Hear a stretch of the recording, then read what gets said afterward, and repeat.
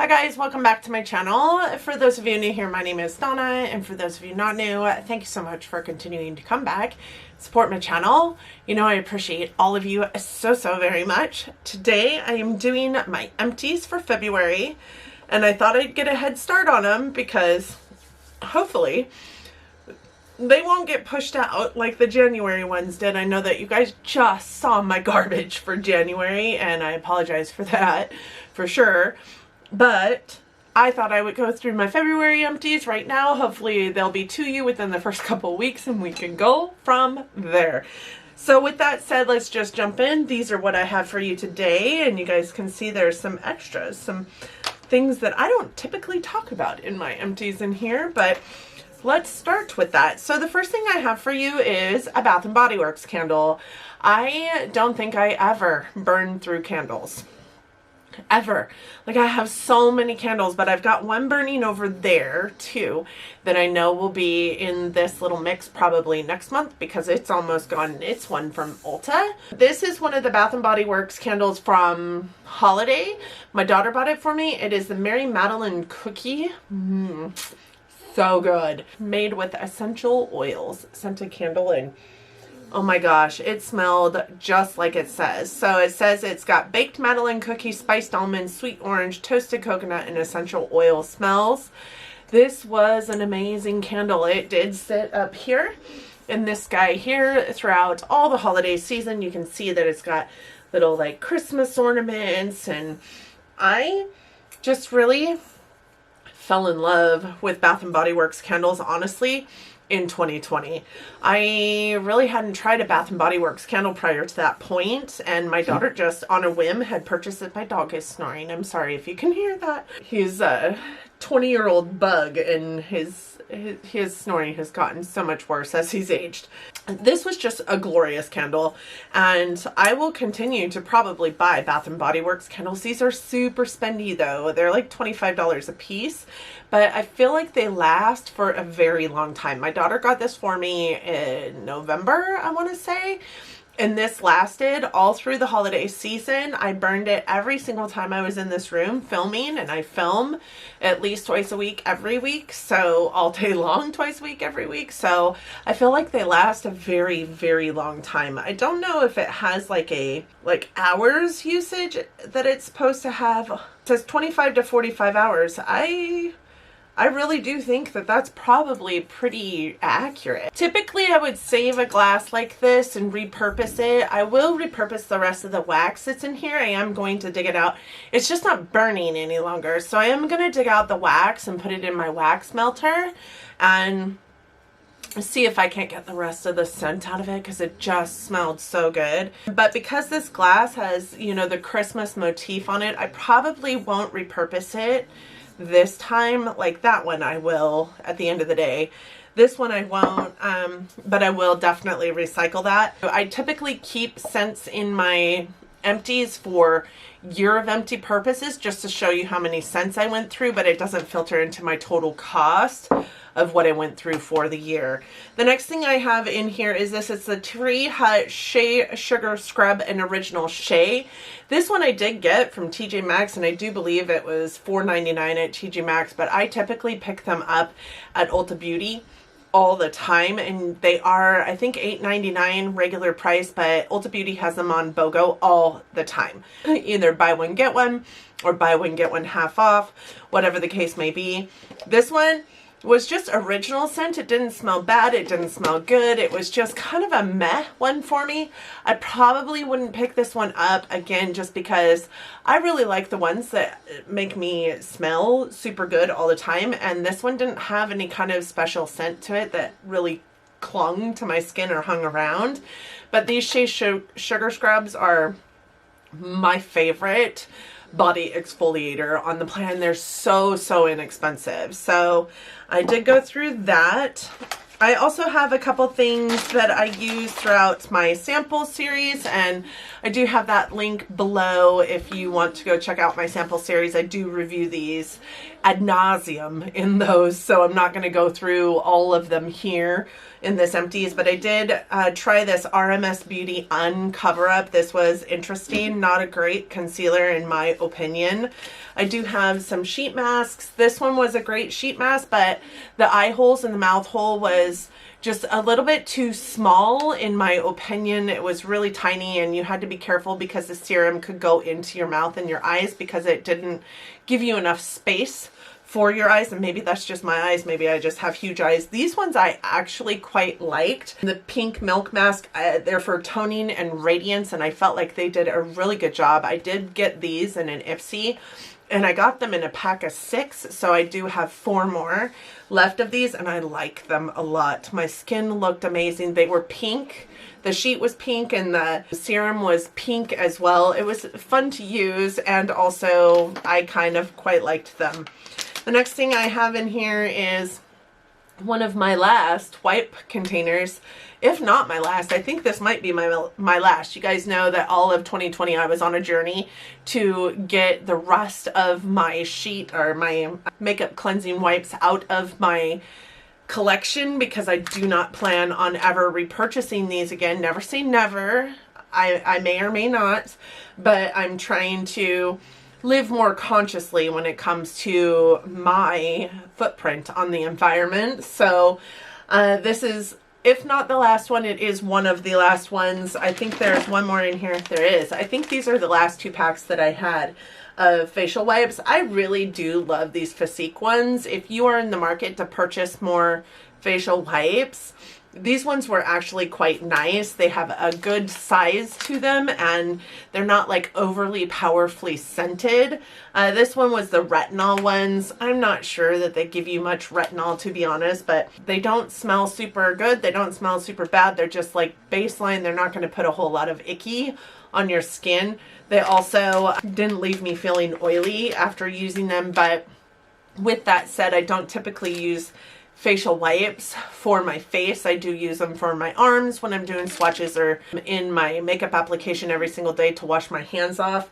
This one is the Nicole Miller New York Coconut Facial Cleansing Wipes. While these ones smelled good, I don't like the Nicole Miller line. I just don't think that they wipe enough off, if I'm honest. So I would purchase these. And if you're in the market to purchase wipes, you can get these in like 4 packs. So this size wipe packet, which is 30 wipes, you can get them in 4 packs from TJ Maxx for like $4.99 for 120 wipes, which I think is out of this world for facial cottons or for facial wipes. Just some foil packets of things that I used again in my sample series. Again, the link is below. Please go watch those if you'd like more information on these products.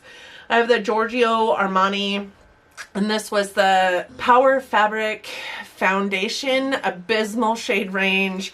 I really did like the foundation, but it is a pretty sad shade range, so I wouldn't purchase it just because the shade I used was 5.5 and it perfectly matched me, and I'm a light to medium olive fair complected person, so if that tells you anything.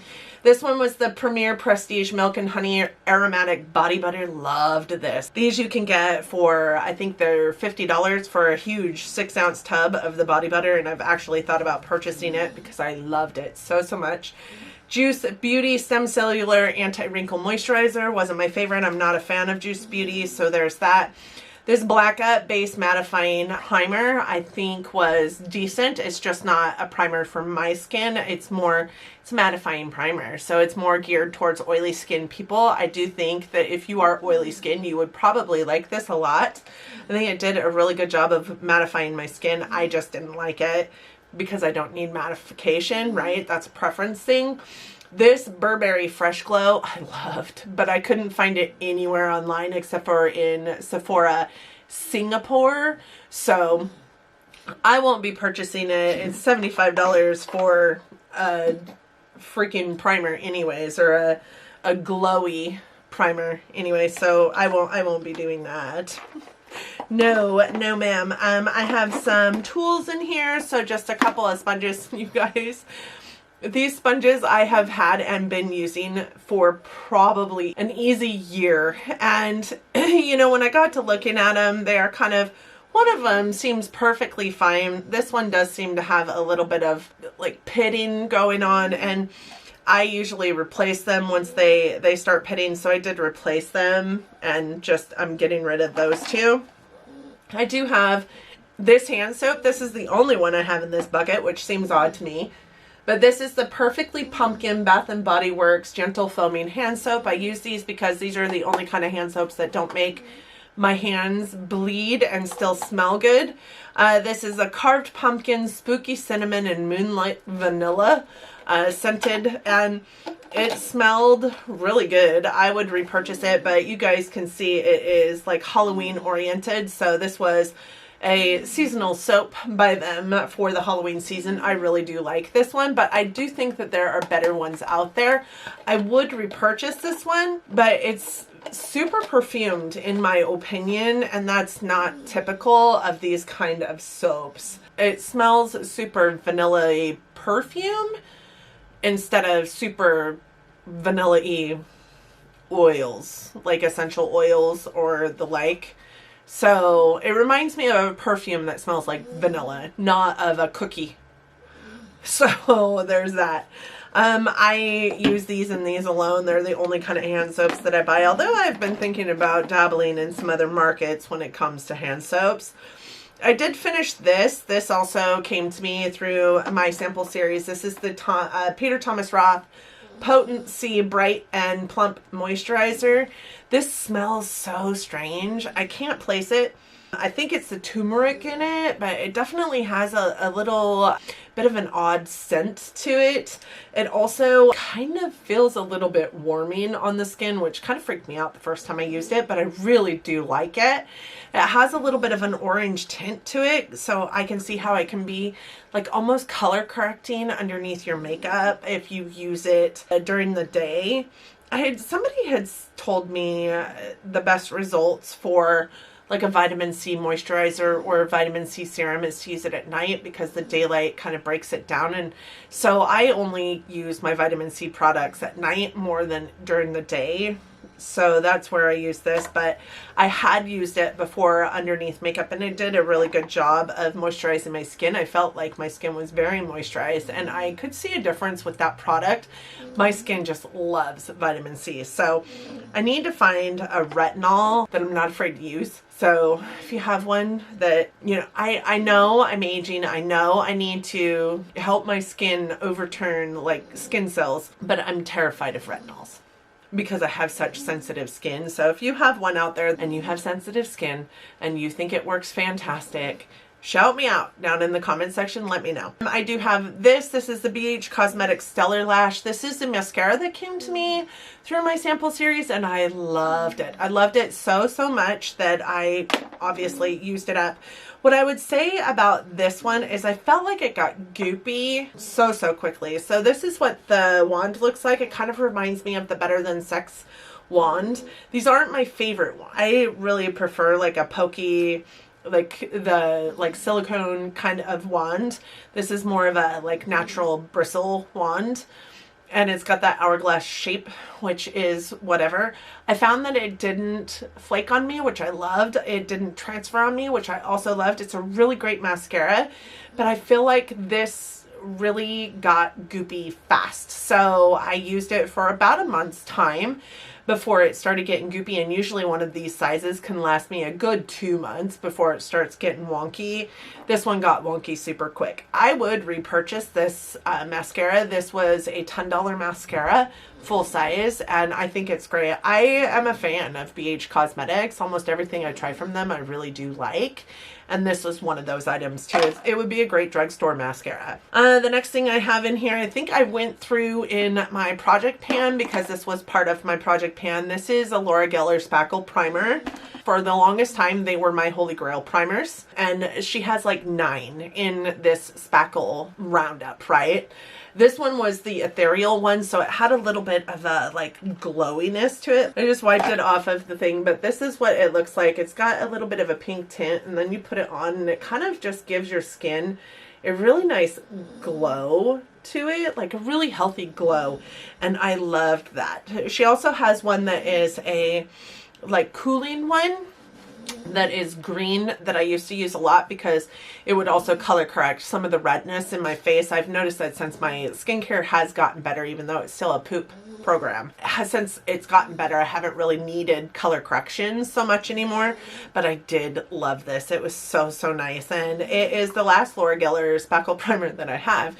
You can't like find her mainstream anymore. I think that you can only find her at places like TJ Maxx or even like QVC, I think, has some of her product, but these are really great primers. I would recommend them over and over and over again, and they're not bad as far as price goes. There are 2 ounces in this bottle and they cost $30. Just to put it into perspective for you, this one, another one of my favorites, another illuminizing one, is $38 for 1 ounce. So not a bad product, not a bad price. And again, if I could find her mainstream, I would definitely pick her up, but I'm not gonna get them through QVC. I just don't shop that way, and I have a ton over here that I need to use before I even thought about it anyways. Another Laura Geller product that I am done with is this one. This is the Laura Geller Line and Define Dual Dimension Eyeliner. I will never forget when this came to me. Ulta sent it to me. This, and there was one other product in my collection, I think it's a Urban Decay highlighter, came to me right after I got into this makeup world, and silly me thought it was PR for some reason, and I will never forget how excited I was that Ulta sent this to me and in collab with Laura Geller, and oh my god, I got PR. I didn't get PR. This was not PR. I don't know why they sent it to me, but it definitely wasn't PR.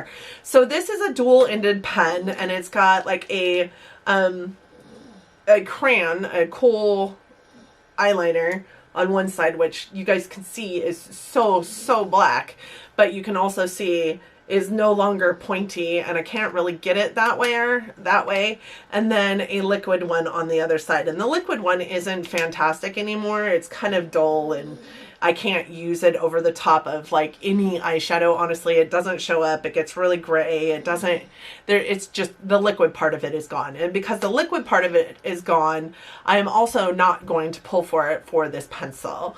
I will tell you, I haven't used this pencil in years because even though it is this black, look at the smear on that. It is awful. It is so oily. It is so smeary. It goes everywhere. So I quit using the pencil portion of that so long ago, and because the liquid portion of it is no longer, you know, a product that I can use because it is pretty much gone. While it still works, it's definitely not as black as I like it, and I know that it's been in my collection long enough. Again, I said I got it when I first started in this makeup world, and those who've been around the whole time, you know, this August will be 4 years for me on this channel. I just can't use this anymore. So that is going. The next thing I have is this.